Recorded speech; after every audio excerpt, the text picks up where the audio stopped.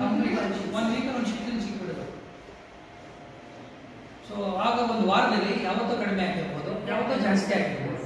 ಕಡಿಮೆ ಆಗಿದೆ ಅಂತ ಇವ್ಯಾಲ್ಯೂಯೇಟ್ ಮಾಡಿ. That's all. Once it target is reached it's good.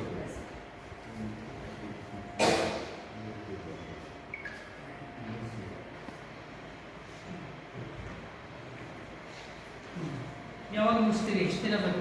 ನನ್ನ ಪ್ರಕಾರ ನಾವು ನಿಮ್ಗೆ ಕೊಟ್ಟಿರೋ ಟೈಮು 6 months. 3 months ಅಂತ ಸ್ಟಾರ್ಟಿಂಗ್ ಹೇಳಿದ್ವಿ ಸರ್, ಬಟ್ 6 months ಅಂತ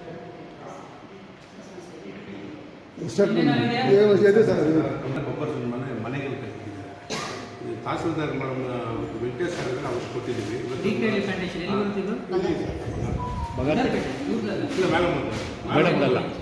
ಆದರೆ ಹತ್ರ KGF ಬರುತ್ತೆ. ಅದನ್ನು ಸಾರ್ ಕಂಟ್ರೋಲ್ ಬರ್ತದೆ ಏನಾಗಿದೆ ಸರ್. ಅದು ಬಫರ್ ಝೋನು ರಾಜಕಾಲದಲ್ಲಿ ಯಾವುದು ಕನ್ವೆನ್ಷನ್ ಕಾಪಿ ಇಲ್ಲ, ಯಾವುದಿಲ್ಲ. ಮನೆಗಳು ಕಟ್ಟಿದ್ದಾರೆ ಸರ್. ಮನೆ ಕಟ್ಟಿದ್ದಾರೆ. ಮನೆ ಕಟ್ಟಿದ್ದಾರೆ. ಯಾವಾಗ? ಜಸ್ಟ್ ಒಂದು 3 ತಿಂಗಳಾಗಿದೆ. ನೀರು ನ್ಯಾಚುರಲ್ ಕಾಲುವೆ ಇದೆ. ಅದರಲ್ಲಿ ಏನು ಮಾಡಿದ್ದಾರೆ ಅಂದರೆ ಕಂದಾಯ ಇಲಾಖೆಗೆ ದೂರು ಕೊಟ್ಟಿದ್ದರು. ಕಂದಾಯ ಇಲಾಖೆಯವರು ETS ಸರ್ವೆ ಮಾಡಿದ್ರು. ETS ಸರ್ವೆ ಮಾಡಿ ಹೌದು ಇದು ಒತ್ತುವರಿ ಆಗಿದೆ, ಇದರಲ್ಲಿ ಬಫರ್ ಝೋನಲ್ಲಿ ಇವರು ಮನೆಗಳು ಕಟ್ಟಿದ್ದಾರೆ, ಇದನ್ನು ತೆರವುಗೊಳಿಸಬೇಕು ಹಾಗೆ ಅಂತೇಳಿ ಪಂಚಾಯಿತಿಗೆ ಹಾಕಿದ್ದಾರೆ.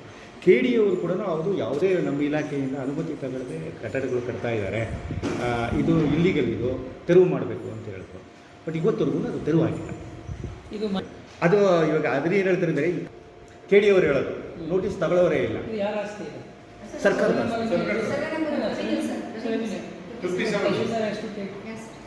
ಅದು ಈ ಸರ್ವೆ ಇಲಾಖೆಯವರು ವರದಿನೇ ಕೊಟ್ಟಿದ್ದಾರೆ.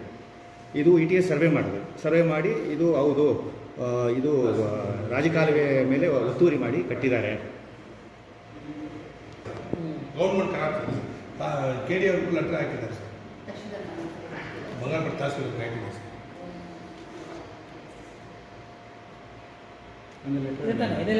ಇಲ್ಲ ಸರ್, ಇದು ಸಾಧ್ಯವಾದ್ರೆ ಹೋಗ್ಬೇಕಾದ್ರೆ ನೋಡ್ಕೊಂಡು ಹೋಗ್ಬಿಡ್ತೀನಿ. ಹೌದು ಸರ್, ನಾನೇ ಬರ್ತೀನಿ ಸರ್. ಈಗ ಯಾರು ಬೇಡ, ನನ್ನ ಕೆಲಸ ನಾನು ಮಾಡಕ್ಕೆ ಬಿಡಿ. ನೀವು ನನಗೆ ಹೇಳಿದ್ದೀರಿ, ಹೌದು ಸರ್, ಅದಕ್ಕೆ ತುಂಬಾ ಧನ್ಯವಾದಗಳು. ಯಾಕಂದ್ರೆ ನನಗೆ ಗೊತ್ತಾಗ್ತಾ ಇರಲಿಲ್ಲ. ನಿಮ್ಮ ಕೆಲಸ ನೀವು ಮಾಡಿದ್ದೀರಿ, ನನ್ನ ಕೆಲಸ ನಾನು ಬಂದಿಲ್ಲ. ರೆಕಾರ್ಡ್ಮೆಂಟ್ ತಗೊಂಡು ಮಂಡೇ ಬರಬೇಕು. ನನ್ನ CO ಸರ್ ಭೇಟಿ ಆಗಿದ್ದೀವಿ.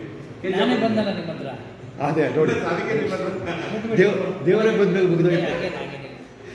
ಇನ್ನೇನಾದ್ರು ವಿಷಯ ಸಿಗಲಿಲ್ಲ. ಆ ಕಾರಣಕ್ಕಾಗಿ ತಾಲೂಕು ಕಚೇರಿಗೆ ನಾನು ಒಂಥರ ಅನಿರೀಕ್ಷಿತವಾಗಿ ಭೇಟಿ ಮಾಡಿದೆ. ಮುಖ್ಯವಾಗಿ ನಮ್ಮಲ್ಲಿ ಇಲ್ಲಿ ಅಭಿಲೇಖಾಲಯ ಇದೆ, ರೆಕಾರ್ಡ್ ರೂಮ್ ಇದೆ. ಈ ರೆಕಾರ್ಡ್ ರೂಮಲ್ಲಿರ್ತಕ್ಕಂಥ ದಾಖಲೆಗಳನ್ನು ಡಿಜಿಟಲೀಕರಣ ಮಾಡ್ತಕ್ಕಂಥ ಒಂದು ಕಾರ್ಯ ಇದು ರಾಜ್ಯ ಸರ್ಕಾರದ ಕಂದಾಯ ಇಲಾಖೆ ಅತ್ಯಂತ ಬಹಳ ಮಹತ್ತರವಾದಂಥ ಒಂದು ಕಾರ್ಯ. ನಾವು ಅದನ್ನು ಫ್ಲ್ಯಾಗ್ಶಿಪ್ ಪ್ರೋಗ್ರಾಮ್ ಅಂತ ಕರಿತೀವಿ. ಸೊ ಅದು ಯಾವ ರೀತಿ ನಡೀತಾ ಇದೆ ಅಂತ ನಾನು ಇಲ್ಲಿ ತಿಳ್ಕೊಬೇಕಾಗಿತ್ತು, ನೋಡಬೇಕಾಗಿತ್ತು. ನಂಬರ್ 1. ಎರಡನೇದು, ಇದನ್ನು ನಾನು ಇಡೀ ರಾಜ್ಯಕ್ಕೆ ಏನಾದರೂ ಮಾದರಿಯ ಅಭಿಲೇಖಾಲಯ ಮಾಡಲಿಕ್ಕೆ ಸಾಧ್ಯವೇ, ಅಂದರೆ ಮಾಡ್ರನ್ ರೆಕಾರ್ಡ್ ರೂಮ್, ಆಧುನಿಕ ಅಭಿಲೇಖಾಲಯ ಮಾಡಲಿಕ್ಕೆ ಇದನ್ನು ಬ್ರ್ಯಾಂಡ್ ಮಾಡೋಕ್ಕೆ ಸಾಧ್ಯನಾ ಅಂತ ನನಗೆ ಯೋಚನೆ ಬಂದಿತ್ತು. ಸೊ ಹಾಗಾಗಿ ಇದು ಹೊಸ ಬಿಲ್ಡಿಂಗ್ ಆದ್ದರಿಂದ ಮತ್ತು ಇಲ್ಲಿ ತಹಶೀಲ್ದಾರ್ ಒಳ್ಳೆ ಕೆಲಸ ಮಾಡ್ತಾ ಇರೋದರಿಂದ ನಾನು ಇದನ್ನು ರಾಜ್ಯ ಮಟ್ಟಕ್ಕೆ ಇದನ್ನು ಬ್ರ್ಯಾಂಡ್ ಮಾಡಬೇಕು ಅನ್ನೋ ಉದ್ದೇಶದಲ್ಲಿ ಯೋಚನೆ ಮಾಡೋಕ್ಕೋಸ್ಕರ ಬಂದಿದ್ದೀನಿ.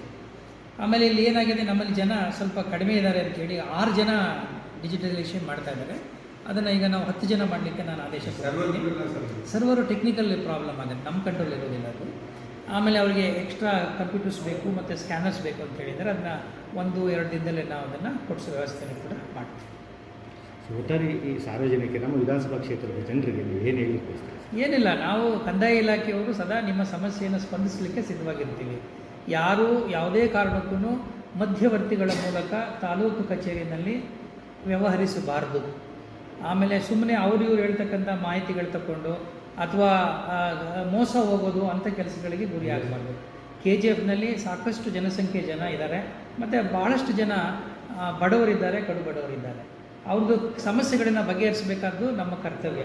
ಹಾಗಾಗಿ ಯಾವುದೇ ಸಮಸ್ಯೆ ಇರಲಿ, ಆ ಸಮಸ್ಯೆನ ತಮ್ಮ ಸಂಬಂಧಪಟ್ಟಂಥ ತಾಲೂಕು ದಂಡಾಧಿಕಾರಿಗಳಿರ್ತಾರೆ, ಅವ್ರು ಬಂದು ಭೇಟಿ ಮಾಡಿ, ನೇರವಾಗಿ ಅಧಿಕಾರಿಗಳು ಭೇಟಿ ಮಾಡಿ.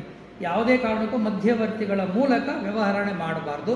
ಯಾಕೆಂದರೆ ನೀವು ಮಧ್ಯವರ್ತಿಗಳ ಮೂಲಕ ಬಂದರೆ ಅವರು ಡೆಫಿನೆಟ್ ಆಗಿ ನಿಮಗೆ ಮೋಸ ಮಾಡ್ತಾರೆ ಅಥವಾ ನಿಮ್ಮನ್ನು ದಾರಿ ತಪ್ಪಿಸ್ತಾರೆ ಮತ್ತು ಸರ್ಕಾರದ ಮೇಲೂ ಕೂಡ ಕೆಟ್ಟ ಒಂದು ಹೆಸರು ಬರ್ತದೆ. ಅದು ಆಗಲಿಕ್ಕೆ ನಾವು ನಮ್ಮ ಜಿಲ್ಲೆಯಲ್ಲಿ ಬಿಡೋಕ್ಕೆ ತಯಾರಿಲ್ಲ.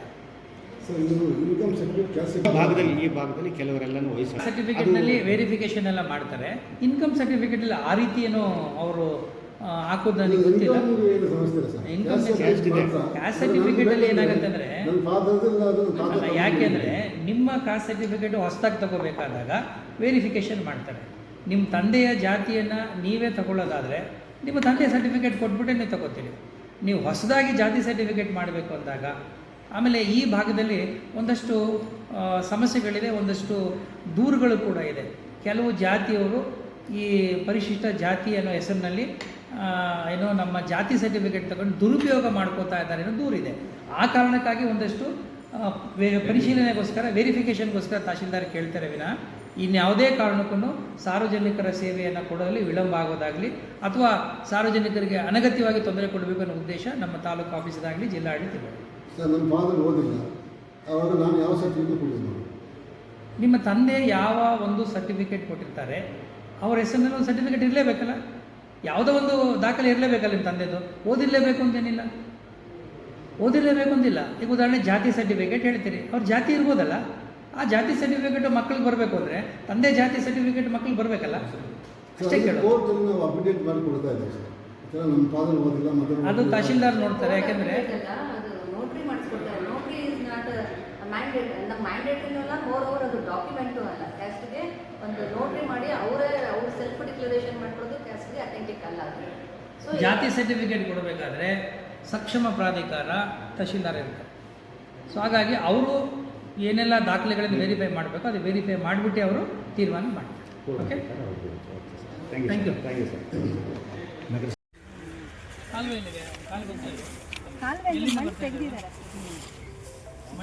ಮಣ್ಣು ತೆಗೆದಿದ್ದಾರೆ.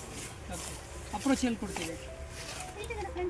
ಈ ಕಡೆ ಇದು ಎಲ್ಲ ಜಂಗಲ್ ಕ್ಲಿಯರ್ ಮಾಡಬೇಕು. ಅದು ಮಾಡ್ಕೋತೀವಿ ಸರ್. ಅವಾಗ ಬಂದೇ ರೆಡಿ ಇದೆ ಸರ್ ಮಾಡ್ಕೊಳಕ್ಕೆ. ಒಂಚೂರು ಅದಕ್ಕೆ ಮಣ್ಣು ತುಂಬಿಸಲಿಕ್ಕೆ ದುಡ್ಡು ಜಾಸ್ತಿ ಆಗುತ್ತೆ ಅಂತ